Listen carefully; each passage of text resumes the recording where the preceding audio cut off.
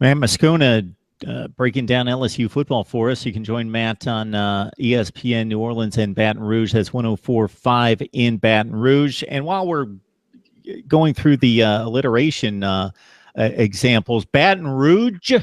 I say Rouge. So you can go with whatever you want. If you say it really fast, most people won't know the difference, but I say Baton Rouge. Okay. I like it. It's a little more, got a little more appeal to it. Sounds a little more Cajun, of course. Now, all right. Well, the backup quarterback. We're talking about New Orleans, by the way.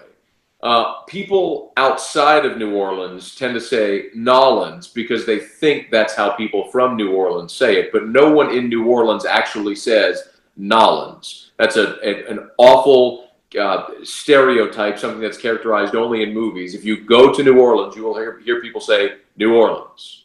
Just not New Orleans. No, absolutely not. If you go to New Orleans and say New Orleans, you have outed yourself as a foreigner, my friend, as a Midwesterner, my friend.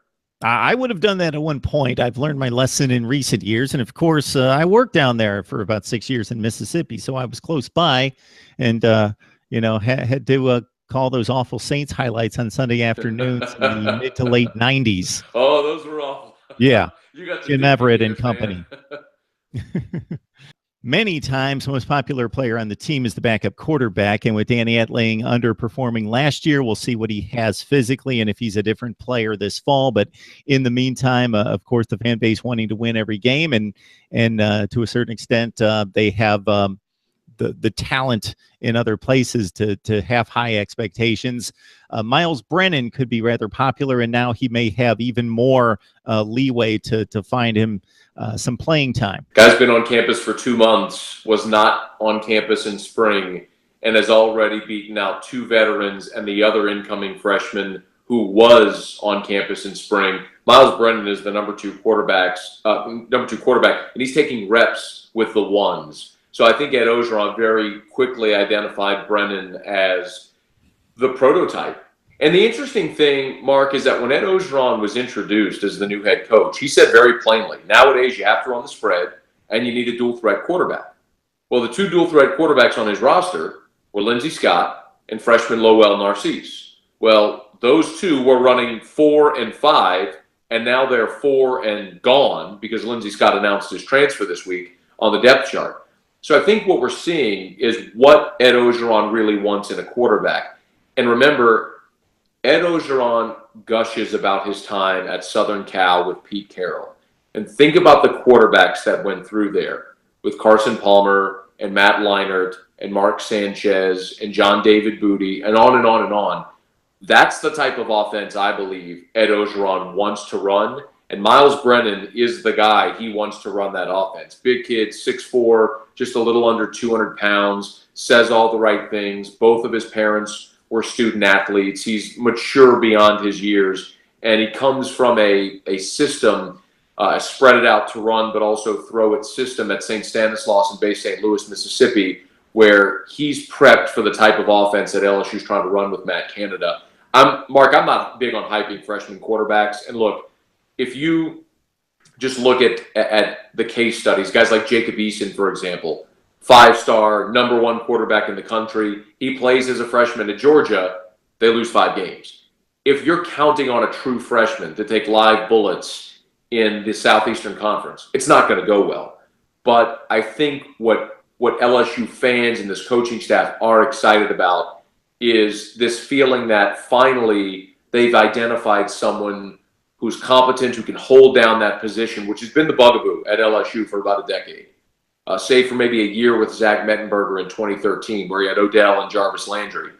They feel like finally maybe they've identified a guy who can give stability at quarterback for 2 or 3 seasons as a starter, and not just give stability, but also win games for you. That's a lot. That is a mouthful for a kid that's been on campus for 2 months, but that's how impressive he's been. So, Matt, with the Eason, Georgia example, you lead me into my next question, being that if you were the head coach and you can't make this decision now because, well, you're not the head coach, but even theoretically because you're not at practice to assess the 2 quarterbacks and watching tape but let's say you were, and let's say Etling is giving you exactly what you think he is. Let's say he's the quarterback he was last year, and maybe even a little bit better because he's healthier. But Brennan is picking up the offense, and let's say he has the higher ceiling. He's showing you the bigger arm and all the things that you expect. But do you make the decision that, do you think, based on what your knowledge is of the rest of the personnel, that, hey, we've got a Georgia situation from 2016 where, and Kirby Smart didn't necessarily have this option, but that we're good, we're decent, we're a top 15 team, but we're not going to win it with Danny Etling. Therefore, let's play Brennan. Maybe let's, like you say, let's play some meaningful time with Brennan early, hoping that he wins the job or at least is good enough to validate the naming of him as a starting quarterback, and we go 8-4, and that's fine because we're setting ourselves up for 2018 and beyond. Or if Etling's got that much more grasp of the offense, and he probably is going to make fewer mistakes, we think we're good enough to take it all the way, win the SEC, so we're going with Etling. So there are a lot of different scenarios that could unfold. First and foremost, watch week 2 against Chattanooga. Because I don't think LSU blows out BYU in the opener, but they will blow out Chattanooga to where there will be an opportunity in the second half. If they want to get Miles Brennan meaningful snaps in the second half, they can do that. Now, Les Miles' tendency always with backups was put them in solely to hand off and take a knee. And so you never got to see backups get real game action. I think at Orgeron, when he puts Miles Brennan in, he'll put him into the fire, but that's something we'll all just learn together when that situation arises. Now, to the Easton example, ask me after October, because LSU's October is a brutal gauntlet where they will go at Florida, they will play Auburn, they will play at Ole Miss before they get their bye, and then go to Alabama. If they have 2 losses, or even potentially if they manage to slip up against Mississippi State, let's say they lose to State, Auburn, and Florida. You've got 3 conference losses, and for all intents and purposes, you're not winning the league. You have November to navigate and decide, okay, well, do you continue rolling along with the 5th-year senior, or I think the better example, Mark, actually is Ole Miss last year. Now, they put Shea Patterson in because of injury to Chad Kelly, but I think that might be the scenario that could unfold for LSU in November. If they've lost 3 or 4 games at that point, they aren't playing for anything of great consequence. You got no SEC championship, no Access Bowl. Then maybe in November when you play Arkansas and you go to Tennessee and you're home against Texas A&M, maybe those are opportunities where you give Miles Brennan the bulk of the snaps. But if LSU's playing for anything meaningful, when the calendar flips to November and they're going to Tuscaloosa, and Danny Etling's the guy that's taken them there, he will still be the guy.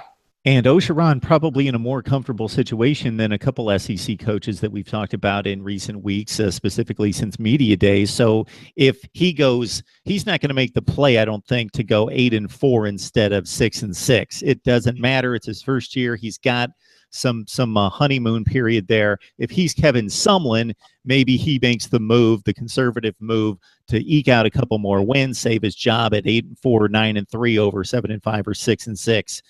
Because it just looks better and you get to a better bowl game. The optics matter, and I would never downplay that. And the other thing that's abundantly clear about Ed Orgeron is he thinks this team is good enough to win every game on their schedule. And I may not believe that, and the media or fans in college football generally outside of Baton Rouge may not believe that. But Ed Orgeron looks at his team, and he sees a team very similar to LSU's 2007 national championship team. You had a 5th-year senior at quarterback. You had a veteran offensive line. You had some really good running backs. You replaced a ton from the 06 team, which had Jamarcus Russell and LaRon Landry and Dwayne Bowe and Buster Davis and all these first-round draft picks. And a lot of people looked at that 07 team and said, how are they going to replace all of this talent? And they wound up winning a national championship. Mark, personally, I don't think this team is as good as that 07 team was. I think this team has many more issues and not as many good answers and dominating players like Glenn Dorsey, for example, defensively. A senior All-American linebacker that year, and Ollie Highsmith. But the point is, Ed Orgeron sees that blueprint, and he's not gunning for 8-4. This is a team where they're taking it a week at a time with the old cliche, and they think they can win every game on their schedule.